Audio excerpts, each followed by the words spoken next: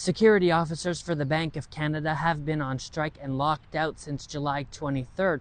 Their counterparts for the central bank in Ottawa have been on strike as well in solidarity. Public Service Alliance of Canada is representing the striking and locked out employees. Regional Executive Vice President in the National Capital, Ruth Lau McDonald, says bargaining has been going on since December 2024 and recently broke down. What happened in this instance is that the Bank of Canada was pretty inflexible or immovable on a number of concessions that they had tabled. And those were monetary, so related to like wages and compensation, but also non-monetary concessions that they were pushing.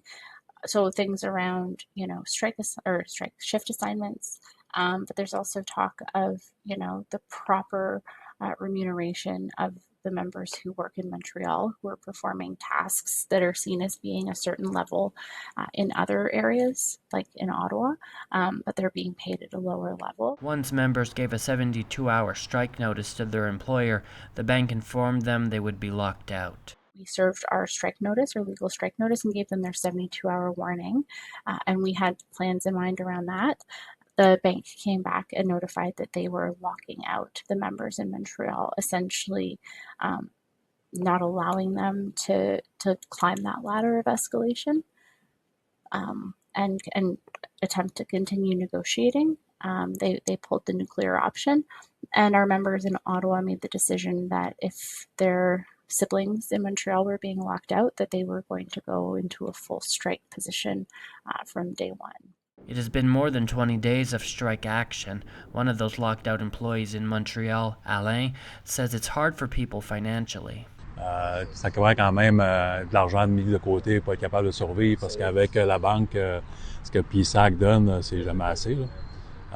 Mais par contre, on se débrouille avec ce qu'on a. Là, c'est sûr, au niveau familial, ça a un impact. Il y a des agents, eux autres, ils ont des familles, ils ont des enfants. On a quand même des paiements à rencontrer. Faut quand même faire les paiements. Fait que c'est un gros impact là, qui nous a mis en lockout. Yeah. The strike goes beyond striking. The union has accused the bank of breaking the law. That law in question, Bill C-58, that was passed in 2025, that restricts federal institutions from replacing employees that are on strike. The union accuses the bank of doing so with their security officers. The Labor Board ruled in the union's favor and told the bank they had 48 hours to stop hiring contracted workers. The effectiveness of a strike is to disrupt operations.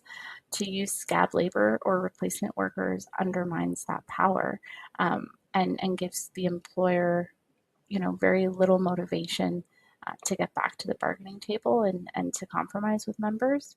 According to MacDonald and reporting from the Globe and Mail, the union has made more complaints that employees are still being replaced. MacDonald told Local 514 that she would like to see the bank face fines for not complying with the law. For members like Alain, he will continue striking for as long as he has to.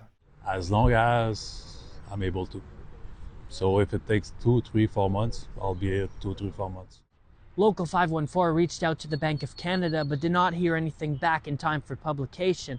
While bargaining remains confidential, union members say they are hopeful that this ends sooner than later. For Local 514, Zach Dutra, outside of the Bank of Canada in Montreal.